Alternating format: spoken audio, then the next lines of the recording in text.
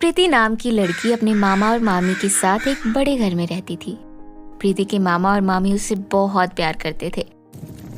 उसके माता पिता की मौत के बाद वो प्रीति को अपने घर ले आए थे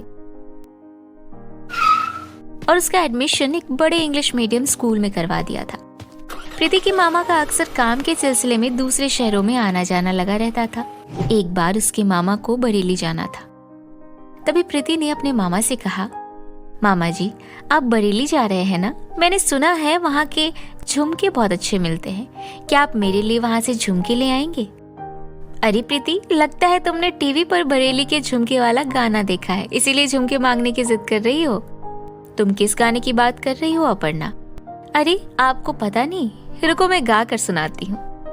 झुमका गिरा रे बरेली के बाजार में, झुमका गिरा झुमका गिरा हाय हाय हाय, झुमका गिरा रे बरेली के बाजार में।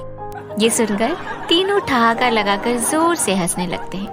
प्रीति के मामा बरेली जाने वाली बस पकड़ लेते हैं और प्रीति स्कूल जाकर सबको झुमके वाली बात बताती है। सुनो फ्रेंड्स, मेरे मामा जी मेरे लिए झुमके लाने वाले हैं और वो भी बरेली का झुमका। तुम्हें पता है ना, बरेली के झुमकों पर गाना भी बन चुका है। मेरे झुमके आने दो, फिर तुम सबको दिखाऊंगी। प्रीति के सभी फ्रेंड्स बहुत अच्छे हैं सिवाय आहाना के। आहाना हमेशा प्रीति से चिढ़ती रहती थी। उसे उसकी कोई बात पसंद ही नहीं आती थी। झुमका पहनेगी, शक्ल पे तो 12 बजे हुए हैं इसके, और झुमका पहनेगी बरेली का।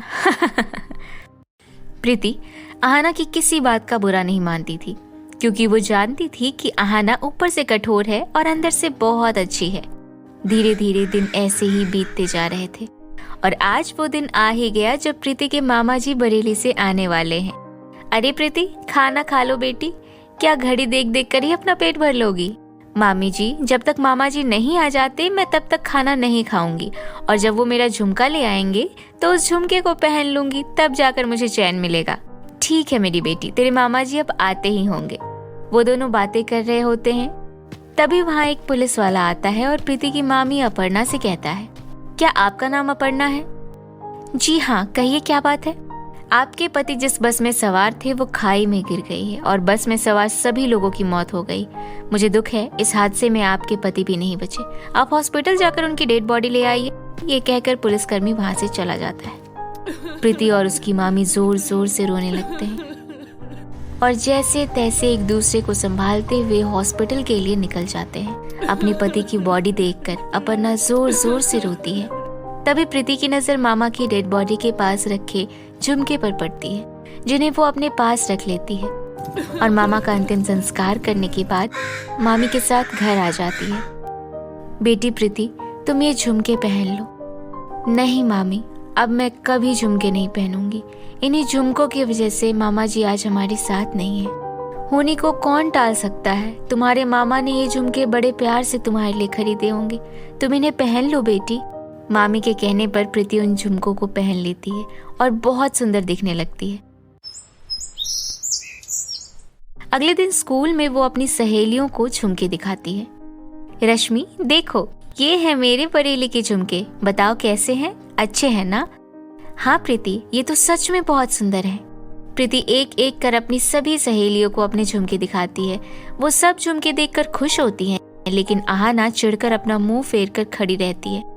लेकिन प्रीति हर बार की तरह आहाना की बात का बुरा ना मानते हुए वहां से चली जाती है। प्रीति रात को अपने झुमके उतारकर टेबल पर रख देती है और सो जाती है। सुबह उठकर देखने पर उसके झुमके टेबल पर नहीं होते तो वो परेशान हो जाती है। मामी, मेरे झुमके नहीं मिल रहे हैं, पता नहीं कहाँ गए। प्रीति अपनी मामी को झुमके चोरी होने की बात बताती है और वो दोनों परेशान हो जाते हैं। और अगले दिन स्कूल में झुमका चोरी होने की बात अपनी सहेलियों को बताती है तो वो भी आहाना पर शक जाहिर करती हैं। प्रीति, ये जरूर उस आहाना की बच्ची का काम है, उसी ने तुम्हारे झुमके चोरी किए हैं। तुम यहीं रुको, मैं जाकर उसे अभी सबक सिखाती हूँ। नहीं नहीं बहन, मैं जानती हूँ ये काम उसने नहीं किया, तुम उसे कुछ मत कहना। प्रीति अपनी सभी सहेलियों को आहाना पर शक न करने के लिए मना लेती है और स्कूल की छुट्टी होने पर घर चली जाती है। वो अपने झुमकों के बारे में सोचते सोचते जोर जोर से रोने लगती है। तभी उसके कमरे में एक तेज रोशनी होती है। वो चौंक कर देखती है तो सामने उसके मामा होते हैं। अरे मामा जी आप? हाँ बेटी, मुझे तुम्हारी बहुत याद आती है बेटी। मैं यहाँ तुम्हें ये बात बताने आया हूँ कि तुम्हारे झुमके कोई मामूली झुमके नहीं हैं, वो एक जादुई झुमके हैं। तुम उदास मत हो। कल रात को तुम्हारे कमरे की खिड़की खुली रह गई थी, वहीं से एक चोर अंदर आया और जादुई झुमकों को चुरा कर ले गया। लेकिन तुम परेशान मत हो, कल सुबह जब तुम सोकर उठोगी तो वो झुमके तुम्हारे उसी टेबल पर रखे मिलेंगे। और हाँ बेटी, उन झुमकों से तुम जो भी मांगोगी तुम्हें वो सब मिल जाएगा। ये बात कहकर प्रीति के मामा गायब हो जाते हैं और प्रीति के चेहरे पर हल्की सी मुस्कान आ जाती है। रात होने पर प्रीति अपने कमरे में सो जाती है और जब सुबह उठकर टेबल के पास जाती है तो वहाँ जादुई झुमके रखे होते हैं, जिसे देखकर वो बहुत खुश होती है।